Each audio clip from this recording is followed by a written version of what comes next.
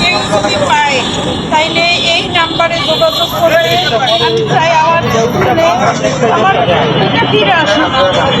আমি কিছু চাই না, ও পড়াশোনা করবে না, আমার ছেলেটা যেন আমি পাই। আচ্ছা, ওর সাথে কারোর সাথে কোনো বাজাবাজি ঝগড়া টগড়া ছিল? ওরকম কিছু ছিল না? পড়াশোনা করবে না, ক্লাস 6-এ পড়ে। আচ্ছা, বাসায় পাঁচপাড়া পড়ছে, হ্যাপজতে দিয়েছিলাম, ওখানে পড়বে না, পরে স্কুলে ভর্তি হতে চাইছে, স্কুলে ভর্তি করে দিচ্ছি আমি। এখন ওখান থেকে আচ্ছা, আপনাদের পারিবারিকভাবে কারোর সাথে শত্রুতা নেই বা? কারোর সাথে শত্রুতা নেই।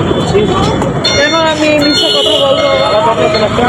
তাই আমার মানে সন্তান স্কুল থেকে পড়াশোনা করবে। ওকে আড়াইছে স্কুল থেকে নাকি এবারে বাইরে থেকে? স্কুল থেকে বাসায় গেছে, বাসায় যাইয়ে যে বের হয়েছে আর বাসায় ফিরে যায়। বাবা মা আপনাদের সাথে কোনো মনমালিন্য বা না না না, ঝগড়াঝাটি ওর মানন্য এতটুকু যে আমি বলছি যে তোমার পড়াশোনা করতে হবে, তুমি মাদ্রাসায় পড়বে কোনো না, পড়ার স্কুলে কথা বলছিলেন বা কোনোভাবে? না, এরকম কোনো কথা বলি না। আমি বলছি যে তোমার পড়ার যেভাবেই হোক ভাই বোন আছে পড়াশোনা- ওনার? হ্যাঁ, 2টা বোন আছে, ওরা কি করে কি ওরে ওর ছোট বোনের সাথে একসাথে একই ক্লাসে পড়তো, তখন তো আর পড়াশোনা করবে না। তো দর্শক, আপনারা দেখতে পাচ্ছেন যে এই বোনটি তার ছেলে হারিয়ে আজকে রাস্তায় রাস্তায় ঘুরতেছে।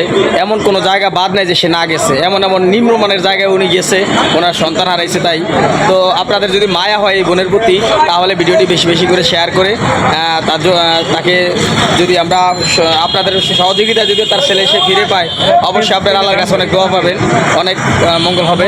ধন্যবাদ সবাই।